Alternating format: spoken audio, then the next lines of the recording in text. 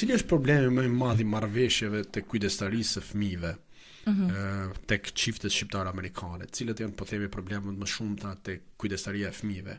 A ka gjithmonë prindrit, po themi në një farë mënyrë bien dakord që të fëmijët se kush do t'i mbaj, apo ka edhe probleme që luftojnë se kush do t'i marrë fëmijët? Ato luftojnë kush do t'i marrë fëmijët nga ana për për shtypje. Ka një gru që është një çik më traditional, edhe ka burri që është një çik ai doesn't care.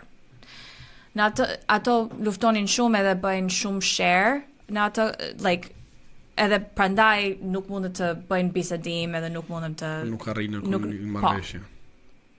Po, ka raste të vështira, po themi, të marrëveshjet kujdestarive për fëmijët? Ka raste mes shqiptarëve është? Po, shumica janë shumë të vështira, edhe në qoftë se janë shqiptarë ose në Amerikë, po me shqiptarët më duket se është një çik më e vështirë se njerëz kanë gjakun e nxehtë. Janë me temperament. Janë me temperament, është një çik më e vështirë se ato, thuajnë gjërat që nuk duhet të edhe disa herë i tregojnë fëmijët. Ajo është më e keqja.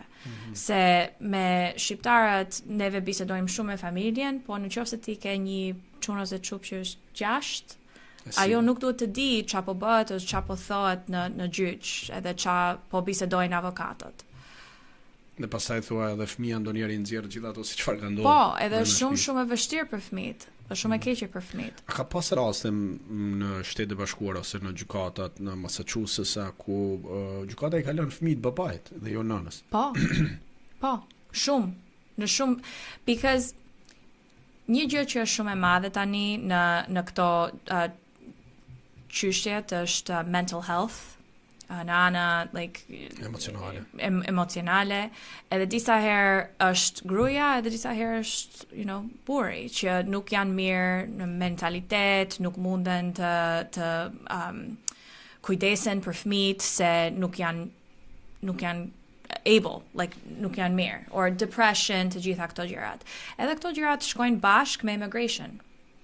Se është shumë e vështirë, ke shumë siklet, erdhe këtu, nuk t'i gjuan, edhe nuk e pun, edhe shumë e rënd të rrisësh fëmijët në Amerikë, kur nuk ke komunitet, nuk ke familjen tënde, nuk ke,